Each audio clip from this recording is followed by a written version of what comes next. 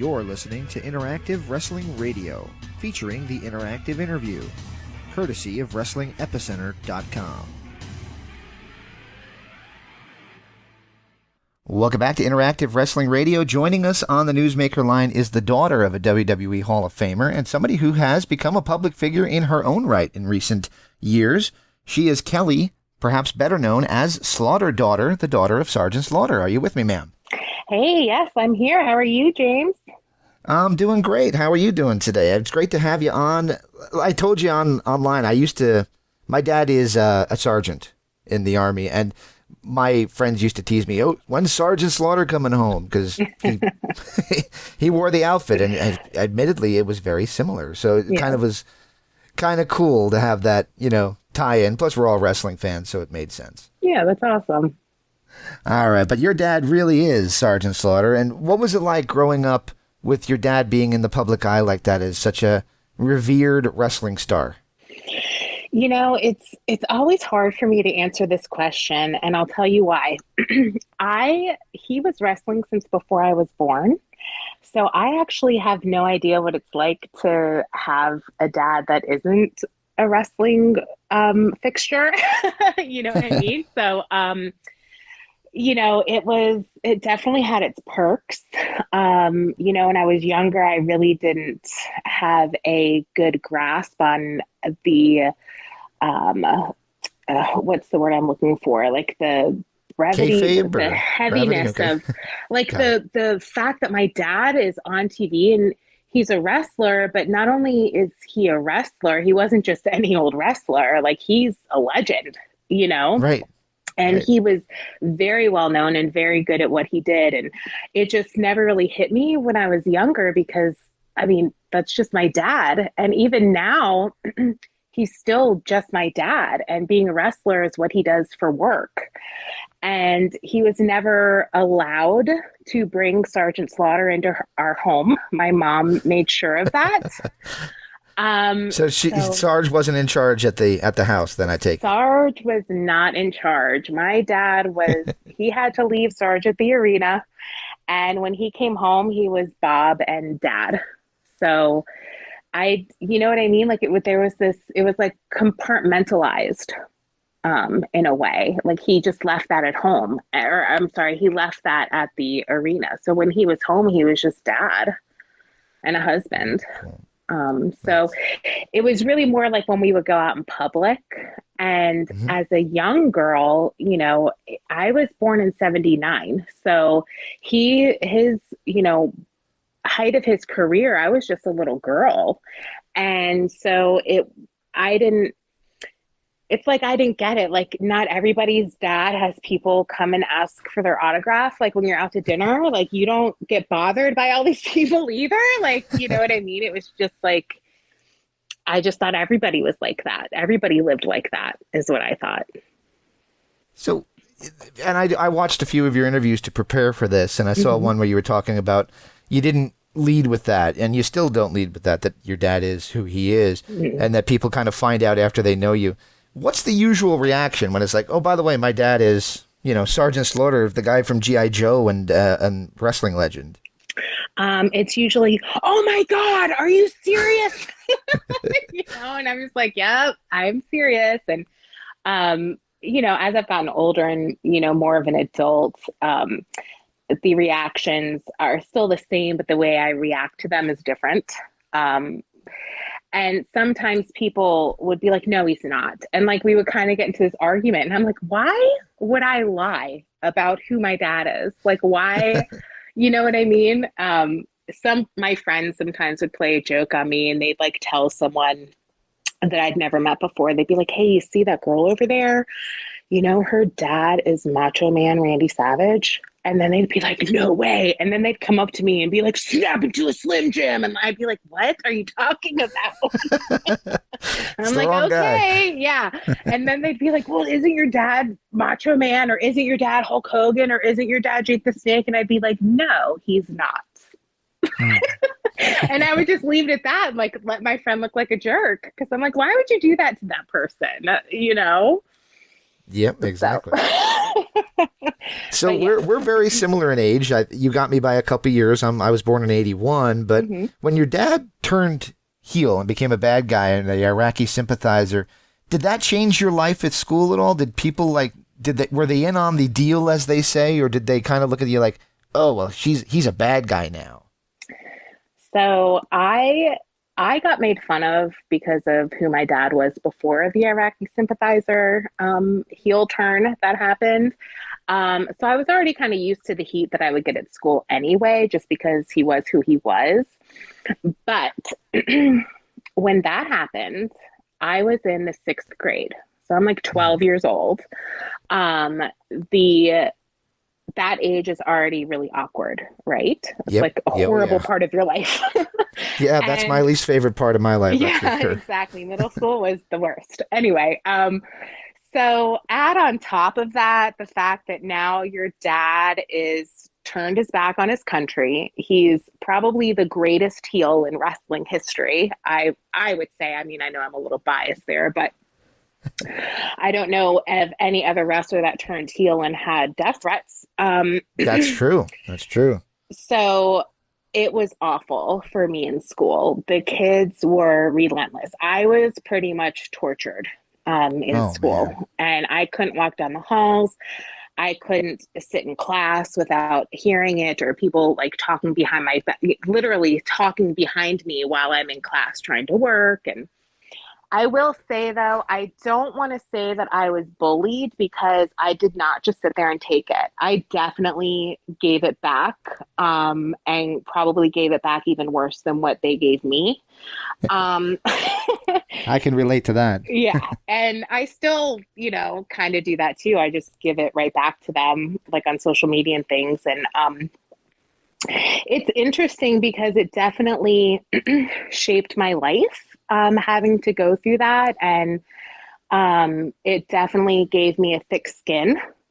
Hmm. And, like things that I see on social media. Social media was not a thing however many years ago that was. I can only imagine how awful it would have been for me nowadays with social media. But Mm. um, I still get people sending me nasty things on social media, and some of them I ignore, and I guess it depends on the kind of mood I'm in. Sometimes I answer them back and I just go off on them. And the thing is, like, I don't think people understand. Other wrestlers' kids would understand, but the normal people would not understand. Like, I literally grew up talking smack. Right. Like that, my dad made a lot of money talking smack. Like that was what I grew up with. I am not intimidated by anyone. I went toe to toe with my dad many a times. Think about that being a teenager and how you would fight with your parents, and then add to it that they're 6'6" and you're looking up to them and fighting with them. So it's like I don't think people understand. Like you are not bothering me. I think it's funny, and I'm just telling you off, but I'm doing it better. That's right. So This might sometimes be a better.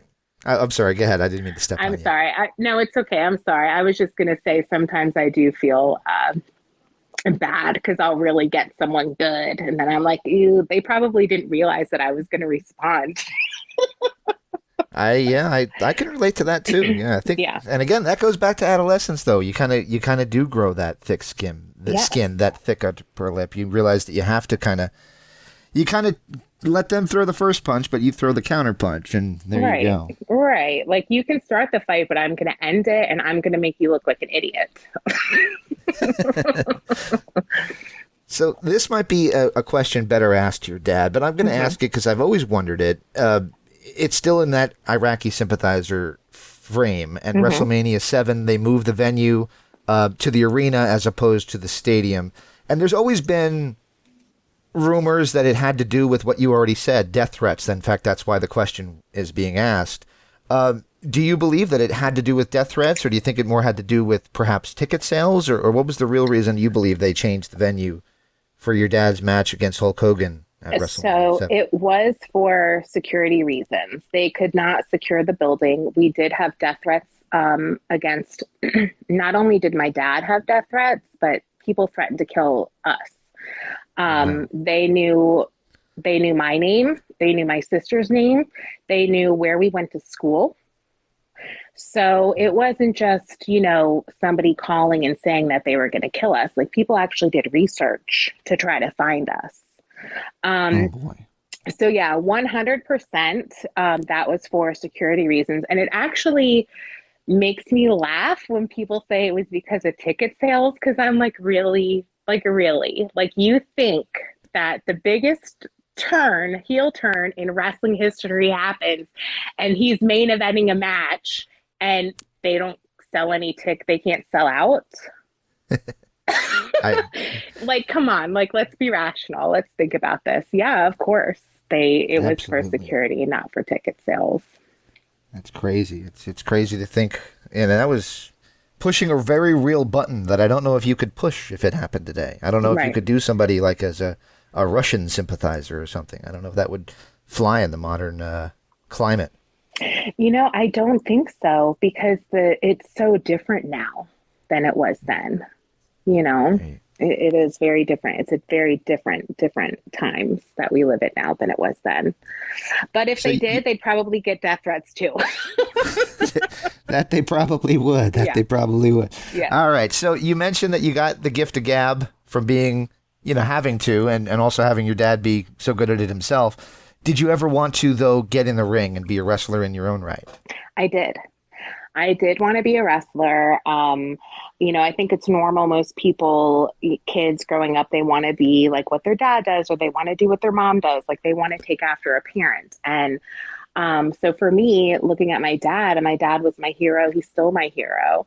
And so I wanted to wrestle, but I wanted to wrestle the boys. Like I wanted to wrestle the men. I didn't want to wrestle the girls. And the reason why is because I watched wrestling and the females that I saw being represented in wrestling wasn't anything I wanted to do. They were either arm candy or they were in glow. And I am not trying to take anything away from any of the gorgeous ladies of wrestling at all.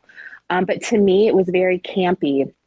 It wasn't Yes. like real. It was like very played up, like the farmer's daughter. And it was like cat fighting and like pulling hair and, ooh, don't do that. You know what I mean? Like it was it wasn't what I wanted to do. I wanted to be beating the crap out of people. Right. And I wanted to beat up the men.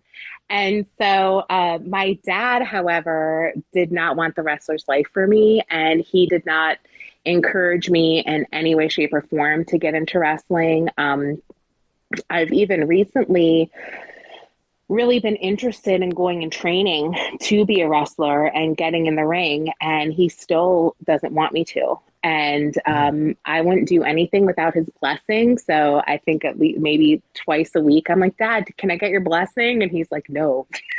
I'm like, damn it. Or darn it. Sorry. That's okay. So, so I watched the interview you did with the one English guy, and they kind of made it seem like you and I like we're both over the hill, and it's like, hey, we're still young, we could still do this, but you still think you could get in there, you still would love to get in there and do it then. I would. There was a point in my life, there was a time in my life where I was not physically able to do it. I was overweight. I was very unhealthy. And in the recent years, I feel like I was like a late bloomer. I'm Hmm. really into fitness now. I'm a fitness instructor. Hmm. I'm super into it. I lift weights. um, I do Spartan races and other obstacle course races. And I feel like I am literally in the prime of my life. I've never been in better shape before in Hmm. my life. 100%, I think I could go in there and do it. And I think I would do a really good job at it. Um, I may not be the best at it, but I think I do a good job. The thing is that wrestlers usually retire when they're around our age. Um, but the plus is I haven't been wrestling for 20 years. That's You know what true. I The, mean? the So the I wear and tear on the haven't, body, the bump yeah, card, as they say, hasn't been punched. yeah, exactly. Like I really don't have that damage to my body like that, even my dad has. And He has a lot of ailments, you know, physically with his body from wrestling. He had to have both of his hips replaced because of the trauma from being taking all those bumps. Um, so it definitely takes a wear and tear on your body. But yeah, like I said, I don't have, I haven't been doing it for 20 years. So, and I don't know that I could do it for 20 years from now. But you know, I feel like I've got like a good 5, 10 years in me. There you go. Sounds good. Sounds good. All right. Well, what path did life take you though? What do you do now that you're not a wrestler? What did you do with life? And I heard you, I hope it's not, offensive to say, but I heard you mention your kids. So obviously you're a mom and you had life. Life happened. Yes, life happened. I got married and I had kids. And by trade, I did go to 2 different trade schools. I am a massage therapist and an esthetician, which is like skincare and facials and all Oh, of that. I no longer do either one of those things. Now I'm a fitness instructor. So mhm. that's what I do. I teach a class here locally where I live. And yeah, I love it. I absolutely love it. And I know I've lost like around 125 pounds just from diet and exercise. I did not have surgery, weight loss Mhm. surgery, or anything like that. And so I feel like I can go into the gym with a different set of eyes because I know what it takes when you're 100, 125 pounds, even 50 pounds overweight, and you're taking your first steps into the gym and you're like, is everybody looking at me? Like, I need to lose weight before I go to the gym, like things like that, having that mentality. And so it's like, I know what it takes Mm. to get yourself to the gym. So I feel like I have a different take um, on the whole fitness experience and trying to get into shape. And, it's not easy when you have extra weight and you're trying to work out. It's Mhm. a lot of impact on your joints. Mhm. So you do kind of have to start slow depending on where you are in your journey. But yeah, so I do fitness. I am That's awesome. yeah, I actually want to get my physical therapy certification because I'll be able to do a lot more with that. That would be awesome. Yeah. So, in recent years, like I said, you've kind of emerged on the scene as a public figure in your own right, as Slaughter Daughter. What made you decide to kind of embrace everything and come out on social media and kind of do your own thing, do your own YouTube channel, all that kind of good stuff? It's funny because I never really, I always wanted to write a book just about my experience of having my dad be a professional wrestler and what my life was like. Because it wasn't all rainbows, I can tell you that. But um, there was a Facebook group and it was about my dad and I joined it because I was like, what is this? Like, I don't get what this is. It says it's Sergeant Slaughter Slaughterhouse, but I know my dad isn't running this. Mhm. And the guy who led the group leader or the admin of the page like reached out to me and asked me if I would consider being on his channel. He Mhm. wanted to interview me.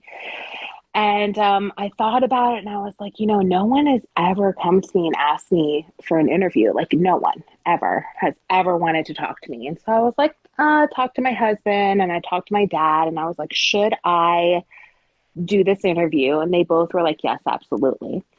Awesome. So I did. And so it was Sergeant Slaughter Slaughterhouse on Facebook. That's also the YouTube channel. And excuse me, I'm sorry. No problem. The um, owner of the channel, his name is Zazel, and he is in Australia. And he is like my dad's number one fan. He's a huge fan of my dad's. And Oh, wow. after being on that show and telling my stories, I was like, why do I not just do my own channel? That's right. You know, and Makes talk to sense. my dad and have these conversations with my dad and get it out there because we've been after him to write a book. And he just hasn't done it yet. And I'm like, not to sound morbid, but you're not getting any younger. So let's get your stories out there. And if we can do it through this this channel, then let's do it. Absolutely. And Sarge is getting a lot more attention because of it as well. And some of it is causing, some attention online. The stuff with Lacey Evans in particular kind of is where you came into my periphery, where I kind of notice you. What is your thoughts on that whole situation with Lacey Evans and her using a costume, or I hate to call it a costume, but I guess that's the appropriate term, that is very reminiscent of your father's gear? Well, I don't want to talk about her too much because I don't want to give her too much airtime. Even the WWE doesn't want to give her a lot of airtime. Um, Sick burn. I like it. That was good. Thank you. Um, it was upsetting to me. I thought it was extremely disrespectful. Um, I do realize that my dad didn't invent the military. Like, I realize that there are people online that think that I don't realize that, but I do. I know he didn't invent the drill instructor thing. Like, I get it. But that is what he's known for. His finishing move is a Cobra Clutch. He wore the campaign cover. He had the swagger stick. It's his look. I mean, that's what he is known for. That is his gimmick. So, And especially in wrestling circles. yes, in wrestling circles and also in GI Joe. And Right. so to me, it was very disrespectful. And I think she was a Marine, and I think that's awesome and totally like bad A. I know I don't want to cuss on here, but it was like really bad A, like you're a baddie. And I think that's awesome that she did that. She was military police. I think that is a gimmick that I don't know that I've ever seen before. So I don't know why the WWE isn't pulling more from her background, if Right. that's the avenue that they want to go. However, what people may not realize is that the WWE came to my dad and asked my dad to come in and be her manager and to put her over. And he said no. And so to me, I feel like it should have ended there. And like they still could have done the whole military thing, but maybe not done the campaign cover, not done the Cobra Clutch. If you want to use that move, call it something else. Hmm. Call it like, the Evans, I don't know. You know what I mean? Like make it your Yeah. own. Million Dollar Man used that move and he The called million it dollar the dream, they Million called it. Dollar Dream. He didn't call it the Cobra Clutch. So, my dad, because Ted DiBiase was using the Million Dollar Dream, my dad had to change his finishing move. And so he went to Iron Sheik and asked Iron Sheik, hey, do you mind if I start using the camel clutch? And Iron Sheik was like, go ahead, go for it. So Hmm. out of respect, my dad asked. You know what I mean? So it just, to Yeah. me, it's like a respect thing. And I do know that there's a whole group of people that are employed by the WWE and creative that are the ones that were probably pushing it and having her do that. But I Hmm. still feel like she could have still reached out to my dad. It's not like there's no way for you to reach out to him. Hmm. um, and ask and just be like, hey, she didn't even have to ask. She could just be like, hey, this is what creative wants me to do. I just wanted to let you know that that was happening. And guess what? My dad, because he is a very nice and respectful and generous person, would have said, absolutely, Lacey, go for it, make it your own. Very cool. So to me, that's why it was so upsetting to me, was that it was very disrespectful. They asked my dad, he said no. So when I saw the somebody actually took a screenshot of something on Facebook, and it was of her. She had just debuted the campaign cover and all of that. She'd already been using the Cobra Clutch, but then she came out with the campaign cover with the Cobra on it. Hmm. And I was like early in the morning, and I looked at it, and I was like, no, this is not okay. And so I tweeted it and I like put it on social media, and then I like went back to bed and like totally forgot about it. And so Uh-oh. it wasn't until like I woke back up and a few hours went by, and Zazel was actually visiting from Australia because we went to Joe Fest together in Augusta, Georgia. And he came downstairs and he was like, so Kelly, I see you got a little upset this morning. And I was like, oh, yeah, did you see that? And he was like, I think a lot of people have seen The whole it. world saw it, right? Right. So then I was like, what? And I like stumbled for my phone. I looked and I was like, oh my God. Like my dad retweeted it. She made some comments that were actually really nasty and mean. Yeah, And I thought so too. she really never should have gone there. I mean, I started it because I did the tweet. I said stuff before, but she never responded. And I really feel like she immediately took some low blows. She Mm. said something about my dad's hips, Mm. which are due to wrestling. So for anybody in the industry to kind of go after someone for injuries that they sustained while they were working, it was kind of like weird to me, especially since hasn't she been injured a lot? I mean, so it just struck me wrong. And then she went after the way I look. Because a funny little thing that I tweeted out was that I was benching 130 pounds. And I chose and I videoed myself doing it and then tweeted it and was like, hey, does anybody know what Lacey Evans' build weight is? Because she's billed at 130 pounds.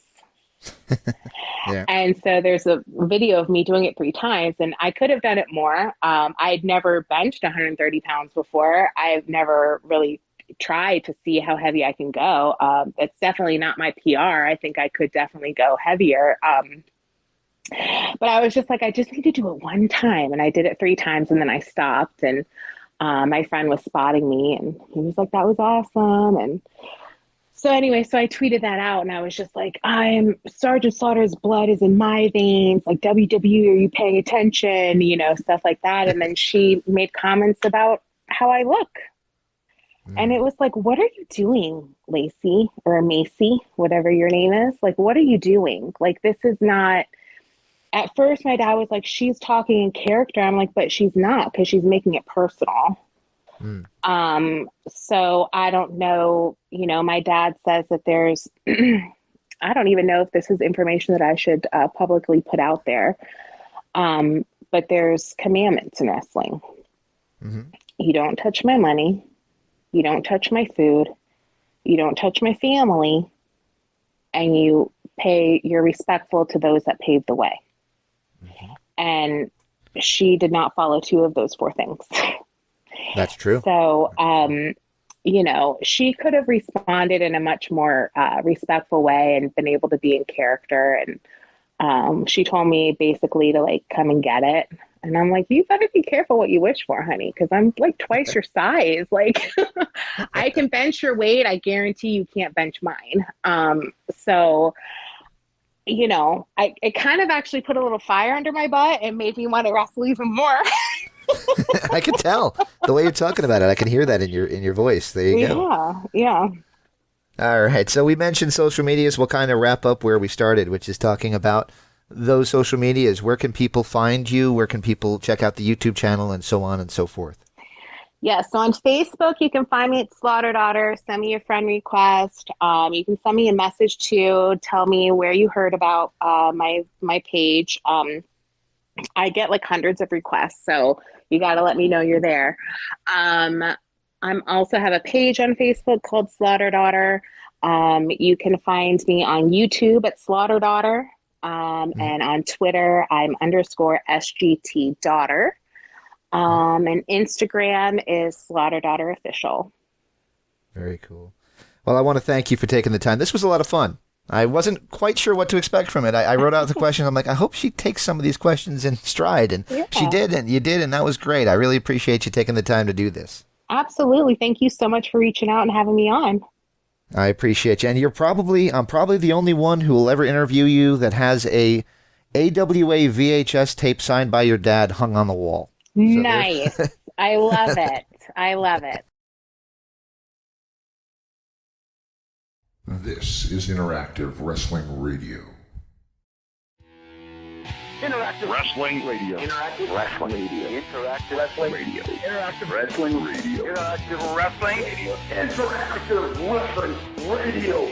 Oh, for us. Featuring the interactive interview. Interactive interview. Interactive interview. Interactive interview. Interactive interview. Interactive interview. Interactive interview. Oh yeah. Formerly The Blaze. The Blaze. The Blaze. The Blaze. The Blaze. The Blaze. The Blaze. The Blaze. The Blaze. The Blaze. The Blaze rock. Yo, maniacs, so what you gonna do when the Blaze of Mania runs wild on you? On WrestlingEpicenter.com. Wrestling Epicenter. Wrestling Epicenter. Wrestling Epicenter. Wrestling Epicenter. Wrestling Epicenter. The Wrestling Epicenter. Don't get off. And now we shamelessly name drop from our history. The Wrestling Epicenter would like to apologize for the following. All right, everybody. Viva la raza. Viva la raza. Hey, y'all. Hello, ladies. Hey, guys. We had a lovely conversation. First lady. Absolutely. Oh, look at me. She's so kooky.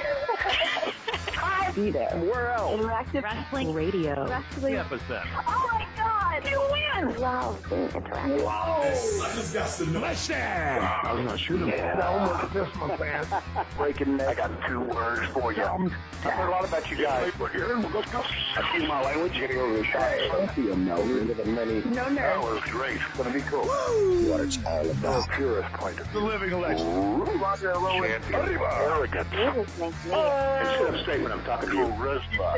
Without you. In the land of extreme. Testify. Nevermore. Interactive interview. I'm not just the best.